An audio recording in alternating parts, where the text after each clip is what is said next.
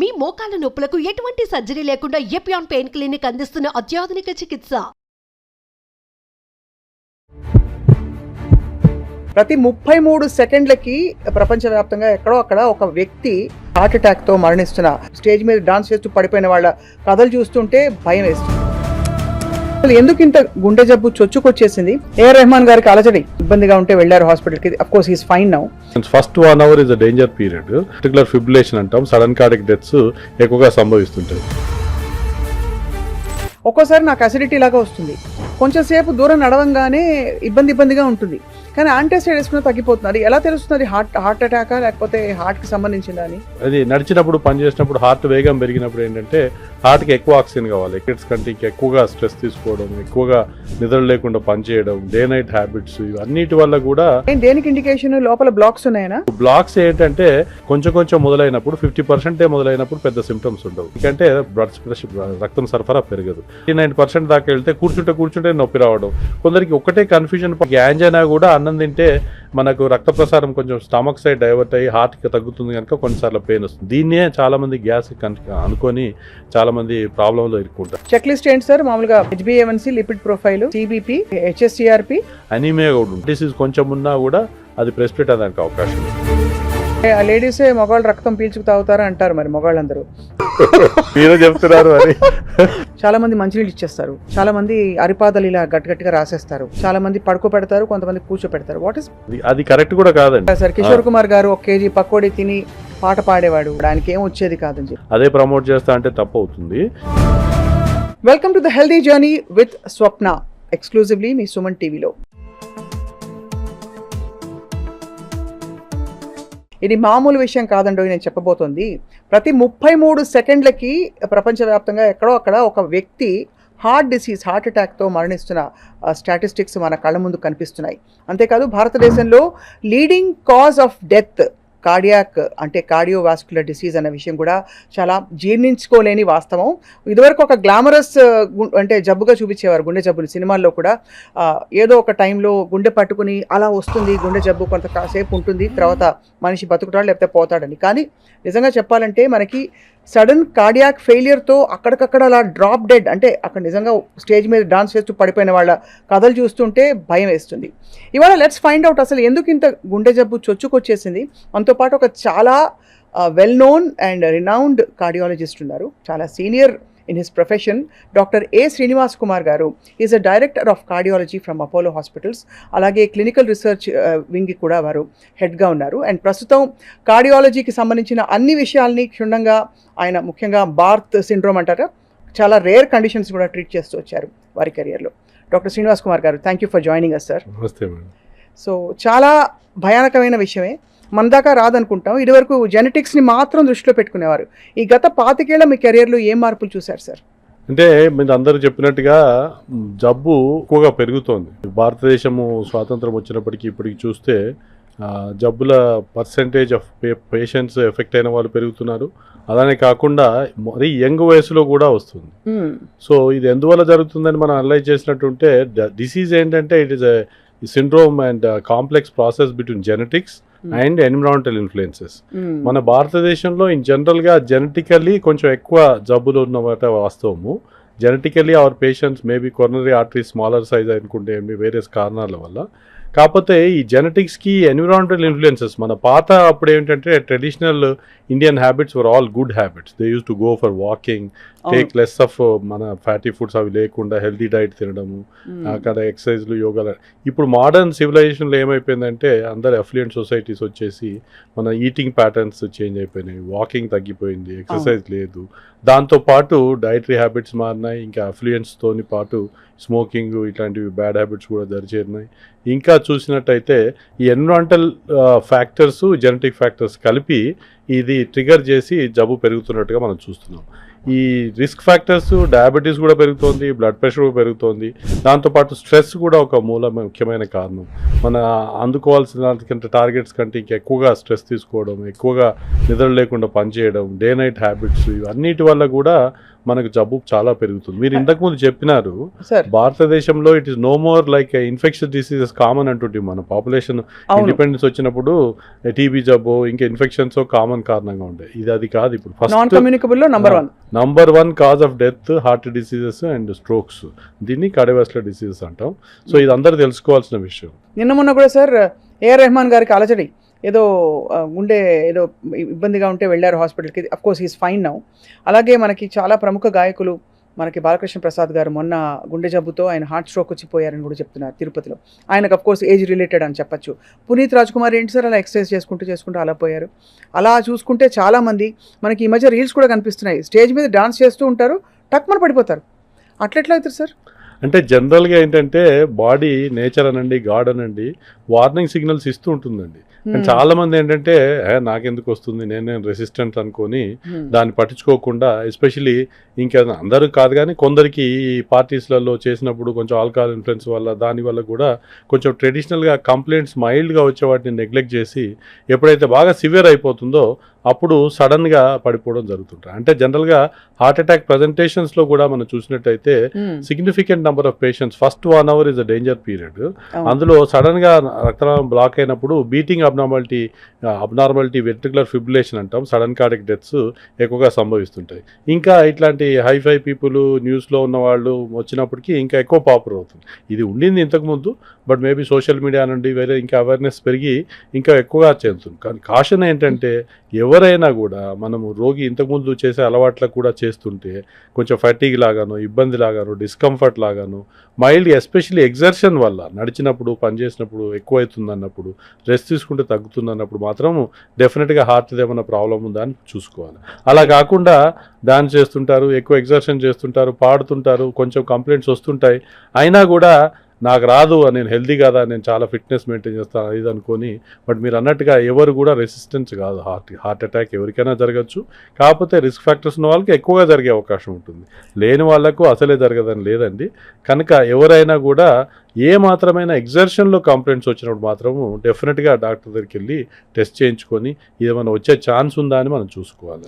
Sir మామూలుగా మీరు చెప్పారు కదా దట్ సిమ్టమ్స్ వస్తాయని చెప్పి, ఒక్కోసారి నాకు అసిడిటీ లాగా వస్తుంది, కొంచెం సేపు దూరం నడవంగానే ఇబ్బందిగా ఉంటుంది, కానీ యాంటాసిడ్ వేసుకుని తగ్గిపోతున్నారు. ఎలా తెలుస్తుంది హార్ట్ అటాకా లేకపోతే హార్ట్కి సంబంధించిందా అని? ఇది చాలా మంచి ప్రశ్న. ప్రేక్షకులందరూ ఇది కనుక్కోవడానికే 15-20 ఏళ్ళు చదువుతాం cardiology. Still there is some element of confusion అండి. కాకపోతే బై అండ్ లార్జ్ ఏంటంటే ప్రేక్షకులు తెలుసుకోవడానికి బ్రాడ్గా చెప్తాను కొన్ని. ఎప్పుడైనా హార్ట్ కూర్చొని ఉన్నప్పుడు 60-70 టైమ్సే కొట్టుకుంటుంది కనుక బ్లాక్స్ ఉన్నా లేకుంటే వచ్చే రక్తం సరిపోతుంది కనుక అది డిస్కంఫర్ట్ ఉండదు. అది నడిచినప్పుడు పనిచేసినప్పుడు హార్ట్ వేగం పెరిగినప్పుడు ఏంటంటే హార్ట్కి ఎక్కువ ఆక్సిజన్ కావాలి, ఎక్కువ రక్తం కావాలి. ఈ బ్లాక్స్ ఉన్న వాళ్ళకి రాక డిస్కంఫర్ట్ వస్తుంది. దీన్నే యాంజైనా అంటాం. ఈ ఎప్పుడైతే నడిచినప్పుడు పెరిగి రెస్ట్ తీసుకుంటే తగ్గుతుందో, టిపికల్గా మళ్ళీ చెస్ట్ అంతా డిస్కంఫర్ట్ డిఫ్యూజ్గా ఉండి ఈ చేతికి గదవకు పాకినప్పుడు మళ్ళీ రెస్ట్ తీసుకుంటే తగ్గినప్పుడు ఇట్లా ఉండేది ఎక్కువ హార్ట్ ఉండేదానికి అవకాశం ఉంటుంది. అలా కాకుండా లోకల్గా ఫోకల్గా ఒక్కటే చోట ప్రిక్కింగ్ పెయిన్ కంటిన్యూస్గా రోజంతా ఉండడము, నడిచితే పని చేస్తే తిరిగితే కూడా ఏం చేంజ్ లేకుండా ఉండడము, అవన్నీ హార్ట్ లక్షణాలు కావు. ఈ ఏ మిల్యూలో జరుగుతుందని కూడా ఇంపార్టెంట్. అంటే ఇప్పుడు ఒక 30 ఏళ్ల అమ్మాయికి ఏమి రిస్క్ ఫ్యాక్టర్స్ లేని వాళ్ళకు వచ్చేదానికి ఫోకల్గా పెయిన్ ఉంటే అది హార్ట్ రాయడానికి అవకాశం తక్కువ. అలా కాకుండా 50-60 ఏళ్ల వాళ్ళకు షుగర్ ఉంది, స్మోకింగ్ అలవాటు ఉంది, వాళ్ళకి ఎగ్జర్షన్లో వస్తుందంటే అయ్యే పాసిబిలిటీ ఎక్కువ. దాన్ని ప్రీటెస్ట్ పాసిబిలిటీ అంటాం. ఇలా ఎప్పుడైనా కూడా బై అండ్ లార్జ్ అందరూ శ్రోతలకు చెప్పదలుచుకున్న వ్యూవర్స్ చెప్పదలుచుకున్నది ఏంటంటే బేసికల్గా డౌట్ ఉన్నప్పుడు మళ్ళీ కన్సర్న్ డాక్టర్ దగ్గరికి వెళ్ళి స్పెషలిస్ట్ దగ్గరికి వెళ్ళి టెస్ట్ చేయించుకొని దాన్ని రూల్ అవుట్ చేసుకోవడం చాలా అవసరం. డాక్టర్స్గా మేము కూడా ఇనీషియల్గా కొంచెం డౌట్ ఉన్నప్పుడు అబ్జర్వ్ చేస్తాం పేషెంట్ని. అబ్జర్వ్ చేసి 1-2 అవర్స్లో మళ్ళీ ఈసీజీ రిపీట్ చేసి కొన్ని బ్లడ్ టెస్ట్ ట్రోపనిన్ లాంటి పరీక్షలు చేసి హార్ట్ స్కానింగ్ తీసి అవన్నీ చూసి మనం సపోర్టింగ్ ఎవిడెన్స్ చేస్తాం. But by and large 90% heart అదా కాదా అనేది మన రోగి ఏం చెప్తున్నాడు అనేది హిస్టరీ బట్ట మనం డయాగ్నోజ్ చేస్తాం. సో యాంజైనా అనేది చాలా సిగ్నిఫికెంట్గా అన్ని రకాల క్లాసికల్గానే ఉండదు అందరికీ. Right. కొందరికి లేడీస్లో ఎస్పెషల్లీ చూసినట్టయితే క్లాసికల్గా డిస్కంఫర్టే రాదు. వాళ్ళకి ఏంటంటే ఫటీగ్ లాగా, వీక్నెస్ లాగా, కొంచెం నడిస్తే అలసినట్టు, కొంచెం దడలాగా, కొందరికి చక్కెర వచ్చి పడిపోవడం ఇట్లాంటివి కూడా. సో దాన్ని బట్టి అది దేనికి ఇండికేషన్? లోపల బ్లాక్స్ ఉన్నాయనా? అవునండి.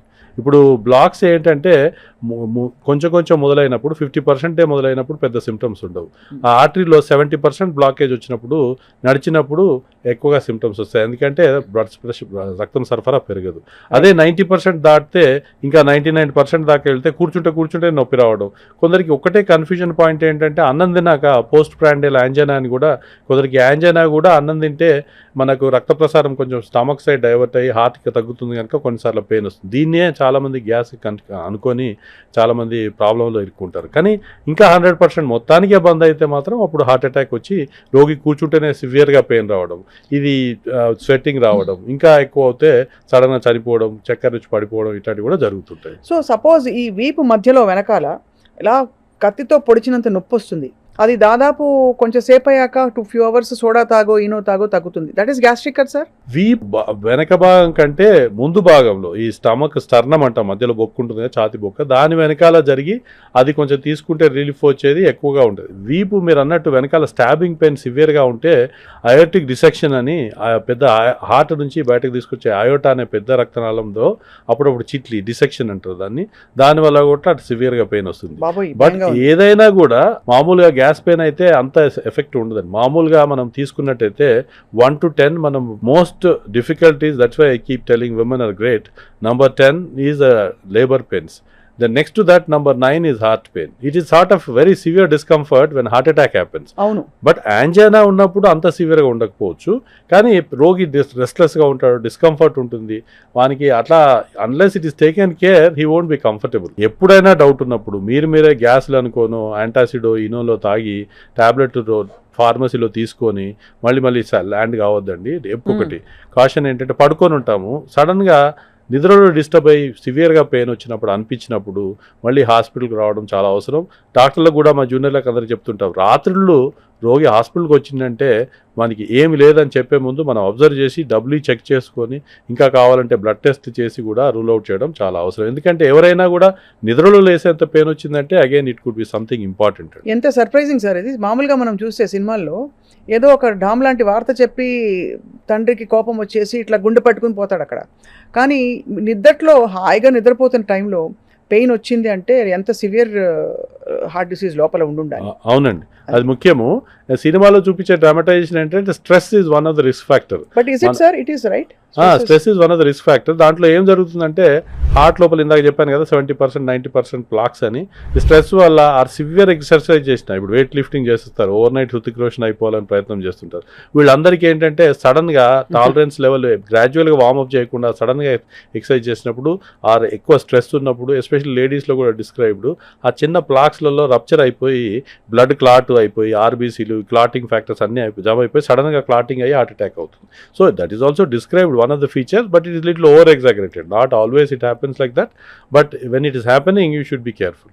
దవడ నొప్పికి, గమ్ హెల్త్కి, ఓరల్ హెల్త్కి, హార్ట్ డిసీజ్కి కనెక్షన్ ఉందని ఏంటి సార్ కనెక్షన్? అంటే బేసికలీ 2 విషయాలు ఇందులో. కేవలం నడిచినప్పుడు చెస్ట్ డిస్కంఫర్ట్ వస్తుందో అప్పుడు కొందరికి గదవకు కూడా వస్తుంది, కొందరికి చెస్ట్లో రాకుండా కేవలం గదవలనే కూడా వస్తుంది. బట్ అది ఇమీడియట్గా రెస్ట్ తీసుకుంటే తగ్గుతుంది. అది వేరు, అది జా పెయిన్ వేరు, అది ఎగ్జాషనల్ జా పెయిన్. మీరు ఏమన్నారంటే టీత్లో ఇన్ఫెక్షన్ ఉన్నప్పుడు అది ఏమైనా హార్ట్ జబ్బుకు దారితీస్తుంది అనేది ప్లాక్ అది అంటారు కదా సార్. అందులో ఏంటంటే హార్ట్ లోపల ఇన్ఫెక్షస్ థియరీ అని ఒకటి ఉంటుంది, క్లమిడియల్ ఇన్ఫెక్షన్ అని, కొన్నిసార్లు వైరల్ ఇన్ఫెక్షన్స్ అని. ఈ మధ్య కోవిడ్ చూసాము, ఆ ఇన్ఫెక్షన్స్ వల్ల కూడా హార్ట్ రక్తనాళాలు ఏదైతే ప్లాక్స్ ఉంటాయో కొలెస్ట్రాల్ పేరుకుపోయినాయి, దాని మీద ఇన్ఫ్లమేషన్ వచ్చి అది సడన్గా రప్చర్ వచ్చి హార్ట్ అటాక్ రావడానికి అవకాశం ఉందని వచ్చింది. ఈ టీత్ జబ్బు ఉంటే హార్ట్ లోపల కవాటాలలో లీకేజ్ ఉన్న వాళ్ళకి ఇన్ఫెక్టివ్ ఎండోకార్డిటిస్ అని, అంటే హార్ట్ మీద వాల్వ్స్ లోపల ఇన్ఫెక్షన్ వచ్చి ప్రాబ్లమ్స్ అయ్యేదానికి ఎక్కువగా అవకాశం. స్ట్రెప్టోకాకస్. మీకు డాక్టర్స్ కంటే సగం నాలెడ్జ్ ఉంది సార్. Thank you sir. అది ఇండికేషన్. ఇప్పుడు ఉదాహరణకి చాలా మందికి బాగా ఎక్కువగా తరచుగా గమ్ ఇన్ఫెక్షన్స్ వస్తున్నాయి, రూట్ కెనాల్ ఇన్ఫెక్షన్స్ వస్తున్నాయి. Is that indicative of heart disease? No, it's not like that. ఇప్పుడు అది తరచుగా వస్తున్నాయంటే డయాబెటీస్ ఉన్నా, ఇంకా ఏమైనా ఫ్యాక్టర్స్ ఉన్నా కూడా తరచుగా ఇన్ఫెక్షన్ వస్తుంది. ఇన్ఫెక్షన్ వచ్చిన వాళ్ళకి అప్పుడప్పుడు హార్ట్కి దారితీస్తుంది, కానీ హార్ట్ జబ్బు ఉన్న వాళ్ళకి గమ్స్ ఇన్ఫెక్షన్ వస్తుందని కాదండి. అంటే ఇప్పుడు అందరూ ఒకటే చెప్తున్నారు, బాగా ఎక్సర్సైజ్ చేయి, ఆయిల్ తగ్గించు, ఫుడ్ తగ్గించు, కార్బోహైడ్రేట్, షుగర్ తగ్గించు అని చెప్పి అన్ని మంచివన్నీ తీసేస్తే లైఫ్లో మిగిలేది ఏమిటంటే చాలా పెద్ద డౌట్, తాగద్దు, స్మోక్ చేయొద్దు అని. So what is your prescription sir for a good heart health? అంటే అందరికీ చెప్తానండి, ఇప్పుడు ఏవైతే నేచర్ గాడ్ గ్రేట్ అండి.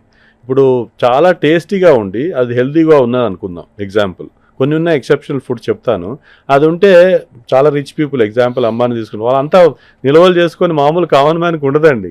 అది హెల్తీగా ఉండి హ్యాపీ టేస్టీగా ఉంటాయి. But by and large fruits are good which are also tasty. But మిగతా అన్ని బిర్యానీలు, చీజ్, బర్గర్ ఇవన్నీ ఏవైతే టేస్టీ అనుకుంటామో అవన్నీ unhealthy food. That is nature's way of protecting the healthy food or whatever you call it. So food is one important part. మీరు అన్నారు ఇంకా ఎట్లా ప్రొటెక్ట్ చేసుకోవాలి ఫుడ్లో, మరి ఏం తినకపోతే వాడు ఎట్లా బతకాలంటే బేసికలీ అండి మన అలవాట్లను బట్టి మన దైనందిక జీవనం డెవలప్ అవుతుంది. Somebody may be happy eating nothing, ఓ జోక్ వేస్తే బాయిల్డ్ వెజిటేబుల్స్ తింటే వాడు బతికేందుకు అనుకుంటే దట్ ఈస్ డిఫరెంట్. బట్ మన perception of eating towards food, what you are enjoying also changes with your attitude. That's very important. If you want to be healthy, then you have to make some healthy food habits. అంటే ఉదాహరణకి healthy food habits అంటే ఉదాహరణకి ఏవైనా అండి, vegetarian diet is by and large good. చాలా మంచిది. Anything you want. Non veg అంటారు అయితే నాన్ వెజ్ తక్కువ తింటే మంచిది. Fish is good for heart. మధ్యలో అసలు కీటోను ప్రోటీన్ బేస్డ్ డైట్స్ బెస్ట్ అని అన్నారు కదా సార్. ఏదైనా అండి, one more important message I would like to give is అతి సర్వత్ర వర్జేత్.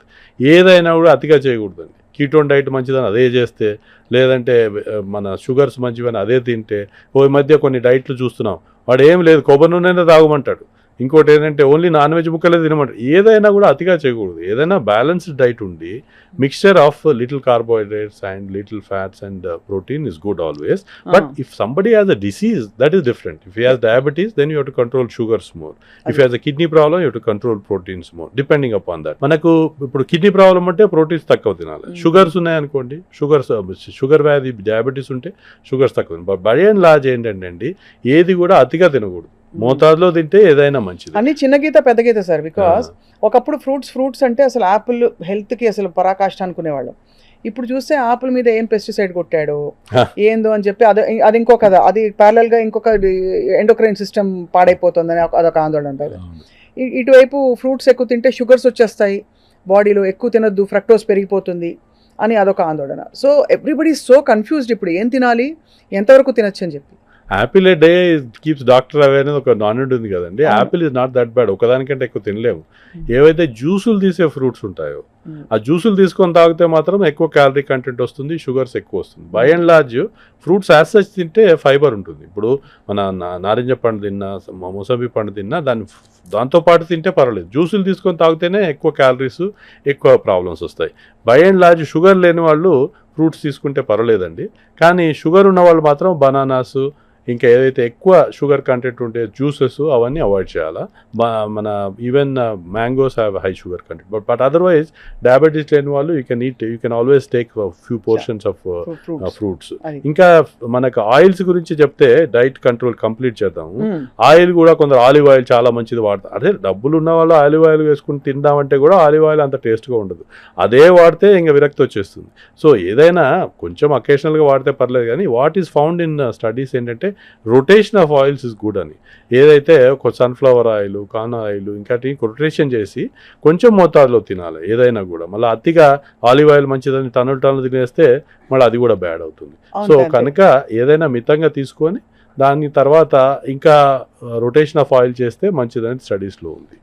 ఇప్పుడు మీరు వచ్చారు కదా సార్ ఇంటర్వ్యూకి, మీకు చక్కగా వేడి మిరపకాయ బజ్జీలు, మంచిగా బోండాలు పెడితే తింటారా మీరు? తినరా? యూఆర్ కార్డియాలజిస్ట్, మీకు నాలెడ్జ్ అంతా ఉంది, మీ గుండెలో ఏమవుతుందో కూడా మీకు తెలుసు. తినరా సార్ అసలు? అంటే ఇంకోటి అండి, హ్యాపీగా ఉండడం కూడా ఇంపార్టెంట్. అదే కదా, అందుకే అడుగుతున్నా. Happiness, healthy. ఇప్పుడు నేను విరక్తి వచ్చేసి నేను తినలేకపోతున్నాను బాధపడితే బ్యాడ్, అది చేయకూడదు. దాని బదులు మీరు ఒక సమోసా తింటైనా పర్లేదు, కానీ దానివల్ల ఫీల్ అవుతుంటే మాత్రం కొంచెం చేయొచ్చు. కానీ అదే పనిగా మీరు 4-5 సమోసాలు తినేస్తా, 4-5 మిర్చిలు తింటా అంటే మాత్రం తప్పండి. ఏదైనా కూడా మితంగా చేస్తే పర్వాలేదు, అతిగా చేయకూడదు. సో డైట్లో చెప్పినట్టు healthy diet is one of the important reason to remain healthy. So అలా మనము కొన్ని చూస్తే, కొన్ని వరల్డ్లో చూస్తే ఫిన్లాండ్లో జబ్బు చాలా తక్కువగా ఉంది. ఎందుకని అనలైజ్ చేసినట్టయితే వాళ్ళ ఫ్రూట్ ఇంటేక్ చాలా ఎక్కువ. ఇంకోటి ఏంటంటే వాళ్ళ దేశంలోనే ఫ్రూట్స్ ఎక్కువ అండి, ఫ్రూట్స్ అన్ని రోడ్డు మీద వేస్తుంటారంట, అంత చీప్. సో కనుక మన కంట్రీలో fruits are expensive, everybody cannot afford fruits. కనుక ఏదైనా వెజిటబుల్ అయినా ఫ్రూట్స్ అయినా మోతాదు తినచ్చు, ఏదైనా అతిగా తినకూడదు అనేది నేను చెప్పదలుచుకున్నాను. సో ఒకటి ఇంతకుముందు అన్నట్టు ఫుడ్ ఇంపార్టెంట్ అయిపోయింది. ఎక్సర్సైజు రోజు కనీసము ఒక 30 నిమిషాలన్నా వాకింగ్ చేసి వారంలో 5 రోజులను చేయాలండి. మళ్ళీ మీరు కింద నుంచి పైకి వచ్చారు కదా, అది కూడా వాకింగే కదా, వాకింగ్ లెక్కకు వస్తుందా? లెక్కకు వస్తుందంటే మనకు రేట్లు నడవడం activity, some activity is better than nothing. But if you can walk కంఫర్టబుల్గా ఒకటేసారి ఒక 30 మినిట్స్ కామ్గా వాకింగ్, బ్రిస్క్ వాకింగ్ చేసినట్టయితే ఇంకెక్కువ బెటర్. బ్రిస్క్ వాకింగ్ చేయడానికి ప్లేస్ లేని వాళ్ళకి ట్రెడ్మిల్ అని, సైక్లింగ్ అని అట్లాంటివి కూడా చేసుకోవచ్చు. స్విమ్మింగ్, జాగింగ్ అట్లాంటివి కూడా పర్లేదు. కానీ ఈ వెయిట్ లిఫ్టింగ్ అగైన్ చాలా హెల్దీ అనుకొని చాలామంది మధ్య జిమ్లలో జాయిన్ అయిపోయి చాలా హెవీగా weight lifting is maybe partly good in guided way, muscle building కొంచెం అండి. కానీ హెవీ జబ్బు ఉన్న వాళ్ళకి మాత్రం అసలే పనికిరాదు. ఏమవుతుంది సార్ వెయిట్ లిఫ్టింగ్ చేస్తే? లోపల టేర్ అవుతుందని చెప్పారు. ప్లాక్స్ ఏమైనా ఉంటే అవి రప్చర్ అయ్యి మళ్ళీ సడన్గా క్లాటింగ్ వచ్చి హార్ట్ అటాక్స్ వచ్చేదానికి అవకాశం. కానీ అది గ్రేడెడ్గా కొంచెం చేస్తే పర్లేదు, 2-3 kgs. కానీ ఓవర్ నైట్గా బాడీ బిల్డప్ చేసేయాలని చేసి అది చేస్తే మాత్రం ట్రబుల్. సో ఎక్సర్సైజ్ కూడా మనం గైడెడ్ వేలో చేసుకొని వార్మప్ చేసి గ్రాడ్యువల్గా కామ్ డౌన్ చేసుకోవచ్చు. అందరూ తెలుసుకోవడానికి ఎంత చేయాలంటే మన హార్ట్ రేటు ఎంత పెరుగుతుందనేది చూసినట్టయితే రోగికి 220 minus age, that is the average heart rate which we need to achieve. దానికంటే అంత లేకపోయినా 85% ఆఫ్ ఇట్ వచ్చినా పర్లేదు. అంటే 220 మైనస్ 50 ఏళ్ళు ఉన్నారనుకోండి, 170 వరకు అంత లోపు ఎంతగా 85% చేసినా పర్లేదు. You need not go up to 100%. That is reasonable exercise. అంటే 175కి మన గుండె కొట్టుకుంటూ ఆ ట్రెడ్మిల్ పట్టుకుంటాం కదండి మెషిన్స్, ఆ 175 అనేది యాక్యురేటే కదా? అది జనరల్గా యాక్యురేటే ఉంటుందండి. వెరీ రేర్లీ జబ్బు వల్ల హార్ట్ బీటింగ్ అబ్నార్మల్ అయినా, పల్సేషన్ సరిగా లేకపోతే మళ్ళీ అది పల్స్ సెన్స్ చేయదు, అదొకటి అబ్నార్మాలిటీ. కానీ బై అండ్ లార్జ్ రీజనబుల్గానే ఉంటుంది. అంటే ఒక 5-10 అటు ఇటు ఉన్నా పెద్ద ప్రాబ్లం ఉండదు. బట్ బై అండ్ లార్జ్గా మీరు చేయగలిగినంత బాడీ చెప్తుందండి. That is what again need to listen. Body cautions you. Suppose you are very healthy, you can walk well, gradual మీ ఎక్సర్సైజ్ టాలరెన్స్ పెరుగుతుంటుంది. మీరు చేయగలిగిన దానికంటే బాడీ చెప్పినప్పుడు ఆగుమన్నప్పుడు కొంచెం రెస్ట్ తీసుకొని మళ్ళీ చేయొచ్చు. కానీ దాన్ని టూ మచ్గా టార్చర్ చేసి ట్రబుల్ చేయకూడదు. హ్యూమన్ హార్ట్ మన బాడీ కదా, మనం కేర్ చేసుకోవాలండి. Absolutely sir. సార్ ఇప్పుడు HSCRP అనేది why is it such a significant parameter? ఇదివరకు ఏదో బ్లడ్ కొలెస్ట్రాల్ ఉందా, ఏదో లిపిడ్ ప్రొఫైల్ అని సింపుల్గా వదిలేసేవారు. ఇప్పుడు HSCRP ఇన్ఫ్లమేషన్ బాడీలో మెజర్ చేయడం, why is it so significant? అంటే ఇందాక చెప్పినా కదా, ఇన్ఫ్లమేషన్ థియరీ, ఇన్ఫెక్షన్ థియరీ అనేది ఒక థియరీ హార్ట్లో. ఎస్పెషల్లీ ఎప్పుడైనా సేమ్ కొలెస్ట్రాల్ లెవెల్కే కొందరికి HSCRP ఎక్కువ ఉన్న వాళ్ళకు రిస్క్ ఎక్కువ ఉంటుందని. ఇండియాలో ఇన్ జనరల్ కూడా ఇన్ఫ్లమేటరీ మార్కర్స్ ఎక్కువ ఉంటాయని ఒక theory. Being in it self is risk factor twice మిగతా దానికంటే. సో అది HSCRP మిగతా లేని వాళ్ళకి సెర్చ్ చేస్తామండి జనరల్గా.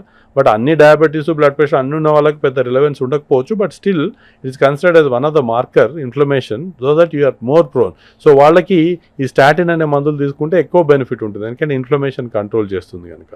So HSCRP is also one of the important predictor, I would say, but not as bad as diabetes or blood pressure or smoking. But still it is also a risk marker. Smoking అయితే direct connection ఉంది కదా heart disease కి. Smoking గొప్పతనం ఏంటంటే ఎక్కడెక్కడైతే రక్త ప్రసారం ఉంటుందో బాడీలో, కన్ను అనుకోండి, కాలు అనుకోండి, హార్ట్ అనుకోండి, కిడ్నీ అనుకోండి, ఎక్కడైనా రక్త ప్రసారం లేనిది ఏ ఆర్గన్ కూడా పనిచేయదు. ఎక్కడైతే రక్త ప్రసారం ఉంటుందో అక్కడ స్మోకింగ్ ఎఫెక్ట్ చేసి ఆ వెసల్స్ నేరో అయ్యేటట్టు చేస్తుంది. వాసోస్పాజం అంటాం దాన్ని. అలా మా బుక్లలో ఏం రాసి ఉంటుందంటే, రోగి స్మోకర్స్కి కాళ్ళలో నొప్పి వస్తున్నప్పుడు వాళ్ళ కాళ్ళు కావాలా సిగరెట్ కావాలా చెప్పాలా, అంత డేంజరస్. అదే కాకుండా ఈ వాస్కులర్ సప్లై ఉన్న ప్రాబ్లం కాకుండా అన్ని క్యాన్సర్స్కు స్మోకింగ్ లింక్ ఉంది. So if given a choice, actually చాలా రిలవెంట్గా ఇప్పుడు అడ్వర్టైజ్మెంట్లో అవి సినిమాలలో కూడా బాగా వేసి కొంచెం ఇంపార్టెన్స్ తెలుసుకున్నారు పబ్లిక్ దాని బ్యాడ్ అని. తగ్గుతుంది, it's a good sign. But still it is, if you can ban it, you can decrease significantly number of diseases which are caused by smoking. Or cancers తగ్గుతాయి, ఈ కార్డియోవాస్కులర్ డిసీజెస్, పారాలిసిస్ కూడా తగ్గుతాయి. ఈ next generation కొంచెం బాగా alert అయిపోయినట్టు అనిపిస్తుంది doctor Srinivas Kumar గారు. అంటే కొంచెం వాళ్ళ హెల్త్కి వాళ్ళు బాధ్యత వహిస్తూ, మీకేమైనా యంగ్స్టర్స్ వస్తున్నారా చెకప్కి? Are you seeing any symptoms of heart disease? First of all ఇది చాలా మంచి ట్రెండ్ అండి. యువకులలో కూడా అవేర్నెస్ పెరిగింది. ఇలాంటి మన కార్యక్రమాలు అనుకోండి, ప్రోగ్రాంలు అనుకోండి, లేదంటే సోషల్ మీడియా అనుకోండి, సమ్వాట్ అవేర్నెస్ పెరిగినమాట వాస్తవం. At the same time too మచ్గా దాని గురించి బాదర్ అయిపోయి, వరీ అయిపోయి, ఫెనాటిక్స్ అయిపోయి, కార్డియాక్ అకెక్సిక్ లాగా అట్లా అంతా కావాల్సిన అవసరం లేదు. బట్ బై అండ్ లార్జ్ ఏంటంటే మనం హెల్దీ హ్యాబిట్స్ పాటించుకొని ఏవైనా ఎగ్జర్షనల్ కంప్లైంట్స్ ఉన్నాయా లేదా అని చూసుకొని స్ట్రెస్ తగ్గించుకొని ఈ స్మోకింగ్ ఈ వేరే డ్రగ్స్ అట్లాంటి బానిస పడకుండా ఉంటే బై అండ్ లార్జ్ కాపాడుకోవచ్చు. ఇవాళ రేపు మన సాఫ్ట్వేర్ ప్రొఫెషన్ అయితే ఏమి, డాక్టర్ ప్రొఫెషన్ అయితే చాలా మటుకు బిఫోర్ ఎంప్లాయ్మెంట్ చెక్స్ అవుతాయండి. సో అదే కాకుండా చాలామందికి అవేర్నెస్ పెరిగి అపోలోలో అయితే మనం ప్రో హెల్త్ కాన్సెప్ట్ అని ఒకటి క్రియేట్ చేసాం. జబ్బు ఉన్నప్పుడే రావడం కాదు, జబ్బు రాకుండా మీరు హెల్తీగా ఉన్నప్పుడు చెకప్ చేసుకోండి. చెకప్ చేసుకొని మీకు రిస్క్ ఫ్యాక్టర్ ఉన్నట్టయితే దానికి ట్రీట్మెంట్ తీసుకోండి. మీ జబ్బు రిస్క్ను మీరు సిగ్నిఫికెంట్గా తగ్గించుకోవచ్చు అనేది కాన్సెప్ట్. మనకు అధ్యయనంలో ఏమొచ్చిందంటే పంచసూత్రాలు అని చెప్తాను నేను హార్ట్ డిసీజ్ ప్రివెన్షన్కు. ఇది చాలా అందరు తెలుసుకోవాల్సింది. నెంబర్ 1, అన్నీ మనం చేయగలిగినవే కానీ మనకు టైం లేదనో అది చెప్తుంటారు. అందరు తెలుసుకోవాల్సింది అంటే హాయిగా నిద్రించండి. రోజుకు 5-6 అవర్స్ మినిమం స్లీప్ ఉంటే చాలా మటుకు డిసీజ్ రాకుండా కాపాడుతుందండి. కానీ ఈ రోజుల్లో స్ట్రెస్ వల్ల చాలామంది పడుకోలేకపోతే మీరు తెలుసుకుంటారు చాలాసార్లు 2-3 రోజులు మనం నిద్రలేనప్పుడు చికాగ్గా ఉంటుంది శరీరం అంతా. సో పడుకున్నప్పుడు ఏం జరుగుతుందంటే శరీరంలో రిపరేటివ్ ప్రాసెస్ అయిపోయి ఈ స్ట్రెస్ అండ్ స్ట్రెయిన్ ఫ్యాక్టర్స్ అన్నీ తగ్గుతాయి.